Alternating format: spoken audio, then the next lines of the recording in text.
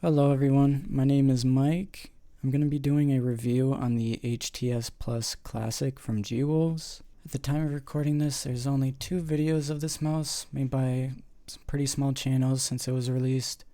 So I thought it might be interesting to offer my own experience and some of my opinions I've gathered about over a month of using it. And before I bore you, I'll tell you right out the gate that this mouse is just exceptional. I know there's a lot of amazing mice that have been dropping lately. You're probably being more choosy of what you want to spend your money on, but by no means should this mouse fly under the radar. I guarantee you that if you think this mouse is right for you, it will be right for you. Now, this is my first review, so apologize for my awkwardness and low production quality. I'm just kind of going with the flow here, and I wanted to try something a little bit different for once. To give myself some background and establish some sort of credibility here, I've been playing on PC since I switched from being a console peasant in 2019, and I have owned and used over 20 different mice and 15 mouse pads in total, and that's either not much to you if you collect as well, or I look totally insane for wasting my money. Both sides are correct either way you look at it. So I have numerous hours across multiple FPS games, most of being which in CSGO, a bit of Apex, Call of Duty. I just play a bunch of different games across the board. I don't really have a main game. And I also have about 300 hours specifically dedicated to aim training and absolutely zero experience touching grass and talking to women. Despite being relatively new to playing PC, I personally believe myself to have fairly decent aim, but more so stronger drive to improve upon it than a majority of people. I've spent a lot of my time researching and getting a deeper understanding of the mechanics of aiming. Of course, your choice of mouse can greatly affect your aiming mechanics, and that's most likely the reason you're looking into buying a certain mouse like you are now. This, I believe, will really differentiate my opinion from other big reviewers. It's one thing reviewing for quality's sake, but if you're like me and watching a reviewer that's just straight ass at games, what are you doing? But jokes aside, let's get into this mouse and start off taking a look at some of the main specs. Now, this is important. G-Wolves is literally like German car manufacturers with their confusing ass model naming. Just in case you're confused like a lot of people, there are 2 other variants of the HTS Plus. This one is the Classic. Don't get this confused with the HTS Plus 4K or the HTS Plus Ace, which are the other 2 models. All 3 variants have completely different specs while sharing the same shell. If you have questions about those variants, you can leave a comment, or you can just join the G-Wolves Discord and you can just find out there. So here's what the HTS Plus Classic has for specs. The mouse retails at $109 USD. It uses a 3370 sensor, which has a 1000 Hz polling rate. OMRON 60Ms for mouse 1 and 2. TTC golden encoder for the scroll wheel. Has PTFE skates. And weighs in about 47 grams with a solid shell. And can possibly deviate around 2 grams per copy. I lost the lottery since my copy weighs 49 grams, measured on my high-end, undoubtedly accurate $15 kitchen scale. Now, moving on to the packaging, I do like it a lot. Give you a ton of miscellaneous crap, which is great if you're an avid hoarder. It's like when you go to a nice hotel, they load the room with mini shampoo, mini chocolates, mini soap. Basically just sums up G-Wolves packaging. So inside the box, you get everything in an envelope that smells weirdly like banana boat sunscreen. And inside the envelope, you will get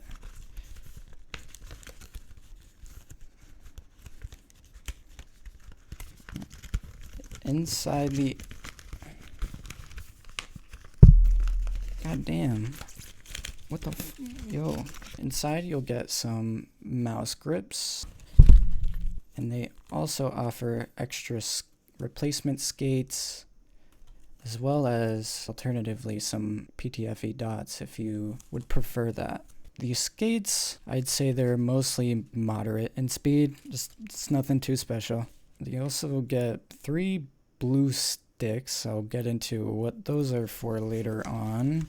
Lastly, you get a manual that shows you the layout of the mouse as well as the specs, just in case you have no idea what you're buying and you didn't check that before. And also a QR code that may seem like it doesn't work, but actually leaks all your info to the CCP.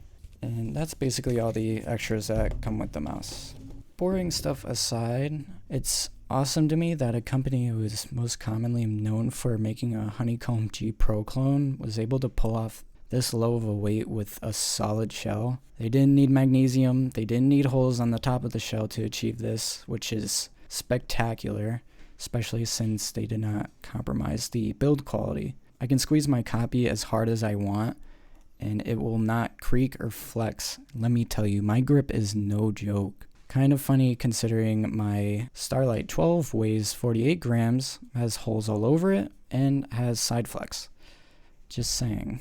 The weight balance is a little biased towards the front, perhaps because the sensor position is also located more towards the front. I'll get into that a little bit later.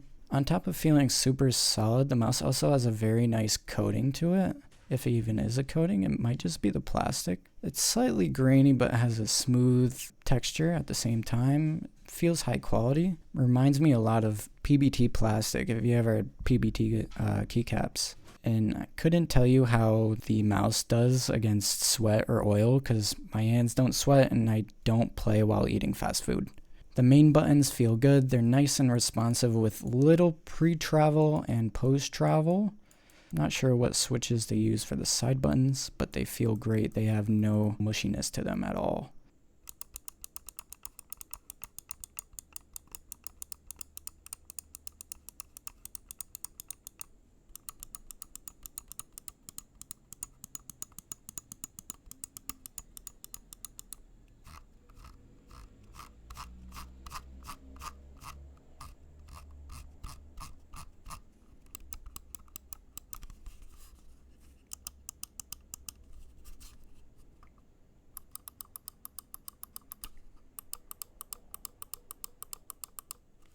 So we're going to move on to probably the most interesting part of the mouse, it's the bottom. As you can see, they pretty much skeletonized the entire bottom of the mouse. Sure, it helps with a fair amount of weight. In my opinion, I don't see why any company wouldn't do this to save weight at this point. It's kind of just like, why not? Who cares what the bottom of the mouse really looks like? The quirkiest part of the mouse you'll notice is the power switch is recessed deep into the mouse, like deep. Unless you have long ass nails, you won't be able to reach this with your fingers. Instead, G-Wolves gives you these little blue sticks, like I mentioned before, and they're used to actually reach within the slot to turn on and off the mouse. I find this to be totally fine because honestly, there's no real reason I can think of that you'd need to turn your mouse off anyways, since it has a sleep feature. You literally never have to mess with the switch again once you turn it on. Unless this bothers you because you want to switch it off on the fly, then you'll just have to grow your nails in exchange wiping your ass normally with being able to turn your mouse on and off conveniently. Something I know a lot of you will love is the skate design. You probably noticed that my skates are totally unsymmetrical, and that's because the bottom of the mouse is totally flat. There is no proprietary skate shape cutout. This means that you can put virtually any skates you want of any size on the bottom. So if you're someone that is really particular about the skate setup, this basically lets you customize it however you want, with the exception that it can actually fit on the mouse, of course. Lastly, on the bottom, I want to talk about the sensor position. The HTS Plus sensor is placed further towards the front rather than in the middle like most mice. Sensor position is often overlooked and ignored, but this actually matters quite a bit. Sensor position relative to the pivot point of your wrist or arm will greatly affect the range of motion and your style of aiming.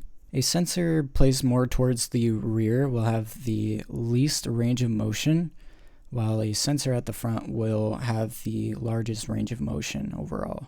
Most manufacturers will keep their sensors square in the middle as it's just a safe balance right in between the two. I really love the sensor position on the HTS Plus primarily because of how it actually works with my grip style and aiming style.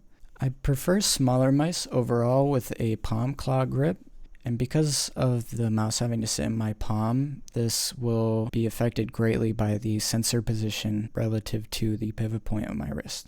For example, gripping a mouse of similar size to the HTS Plus, like the Viper Mini, the sensor is placed in the middle, will naturally be closer to the pivot point due to the size. This makes the visual range of motion much shorter than the HTS Plus, despite their similar lengths, because the sensor is placed much further up on the mouse. For those of you who primarily aim with your wrist like I do, this is a huge difference maker.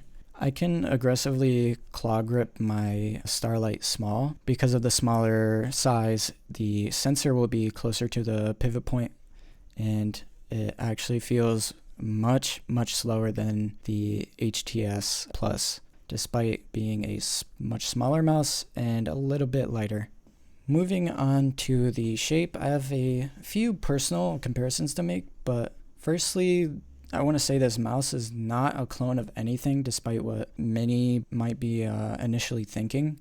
The length is 117 millimeters. Hump and front width are 61 millimeters. Minimum grip width tapers down to 56.6 in the middle. The highest point of the mouse is at 40 millimeters, and the button height at its lowest is 12.7 millimeters. As for shape comparisons, the mouse feels something like a mix between the G Pro Viper Mini and the S2 for me. The roundness of the hump and how it just contacts your palm feels slightly like a wider Viper Mini, and the way the hump slopes upward from the base is similar to the G Pro, but it feels like it sticks into your palm more comfortably. I presume because it's a bit flatter, it's just kind of got the same progression of the hump. The front of the mouse feels exactly like a thinner Zowie S2 to me. The sides have a flat slant inward down to the bottom at the same angle, and the taller button height to make room for your ring finger makes it feel just like the S2 to me. The buttons also have slight comfort grooves in them. They're pretty shallow. They're, if anything, most similar to like the Pulsefire Haste or the Zowie line in general. Referring to the more forward sensor position, once again, the grip width is at its minimum at the sensor. Having the thinnest part of the mouse more towards the front gives it an interesting and more precise feeling. I absolutely adore this shape. This is the shit. I have a relaxed palm claw grip. My hands are about 18 by 10 centimeters. And despite being a bit of a short mouse in length, the height and angle of the hump make up for fitting right into my hand. This fits literally perfectly. My fingers meet the very end of the mouse. I don't have to pull them back like at all. Now, as for the problems I do have with the mouse so far, there are a few things. Firstly, that it's not USB-C, because I'm sick of trying to plug in my mouse for 20 minutes just to realize I'm holding the port upside down. It makes me feel super dumb, and it's terrible customer relations, and for that reason, I'm totally unable to main this mouse. Seriously though, I still have no idea why people get upset about that. I thought the whole point of me buying a wireless mouse was me not having to worry about the wire. USB-C doesn't even charge faster unless you plug your mouse into a high wattage adapter and plug it into a wall outlet like an actual psycho. Your motherboard USB ports will always supply an output of 2.5 watts max, regardless of the connection type, and your charging experience will not change. Sure, it would also be convenient being able to bring one cord anywhere and everywhere, but the point of this cable is that it's a soft braided cable so that you can charge while playing it if you had to, not have a crappy rubber cable dragging you with it. Using a soft braided USB-C cable for everything won't work either unless you want to spend $100 a month buying new cables because they keep breaking. Sorry, I needed to vent that out. Back on topic though, one thing I will say is subpar with this mouse is the battery life. It has a 250 milliamp battery and lasts about 20-30 hours on average with regular use. If you're like coming from maining the G Pro, it'll kind of catch you off guard with how soon you have to plug it in. And on top of that, the LED that tells you that the battery is low is on the bottom of the mouse on the PCB. So you'll literally have no idea what your battery is at unless you look at the software or look at the bottom of the mouse. It does charge back up pretty quickly, but it's mainly just an inconvenience considering the battery life some competitors boast. A lot of people say just charge the mouse overnight, which makes sense, but my opinion, you shouldn't do that. Frequently overcharging past 100% for a long period of time will wear out the battery and progressively degrade how long it can hold its charge. Point is, the battery life of this mouse sucks. So expect to be plugging it in every 2 to 3 days if you game for long periods of time. Another thing that is odd with this mouse is related to the software.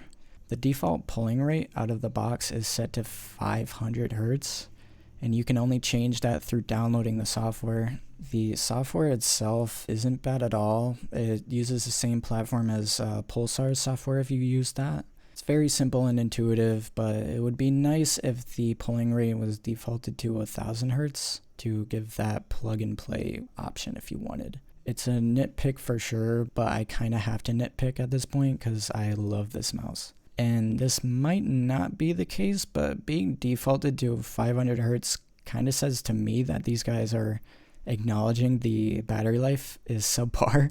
1000 Hertz is the plug and play standard in this industry, so it's kind of weird that they did that. Lastly, I want to reiterate that the build quality really is exceptional, but the left mouse button does unfortunately have a bit of creaking and post travel. It's something that doesn't distract me or affect me in game, but it's most apparent when it's being used casually, like just web browsing or something like that. At that point, it's really just an annoyance. That about wraps up all I had to say for this mouse. G-Wolves really knocked it out of the park with this mouse. I'm extremely satisfied with this product. Never before when I purchased a new mouse had I unplugged my G Pro Superlight. It had been my main for so long, but I felt like I knew it really wasn't right for me. No matter how much I tried to hate it, no matter how many other mice I tried, I just couldn't help feeling the most consistent with it. Finally, with this mouse, I was able to fully move on from the Logitech Egg. I really like what G-Wolves is doing right now, and I'm looking forward to their future releases. They've really evolved as a company over the years, originally making pure clones like the Skull to the EC2 or the Hot EM to the G Pro, and having a history of quality control issues. They've really grown out of that and are really looking to establish themselves in this industry. This mouse was truly made by enthusiasts. Do not sleep on this mouse. There's been a lot of new mice coming out around this time, so HTS Plus has understandably been getting buried underneath other releases like the Pulsar X2, Death Adder V3, and Lamzu Atlantis, upon others. And many of you may not be willing to give this a chance, but this mouse is a diamond for sure. 10 out of 10 would smash. I really appreciate you guys checking out this video, and even more so if you stuck it until the end. Given this is my first time doing something like this at all, it was very time consuming. It took a lot of energy to make, so any love you guys can share is super appreciated. Like, comment, subscribe, go follow my TikTok if you want, because I'm more active on there. I promise I'll love you back twice as much. Anyways, thank you guys so much. Everybody take care.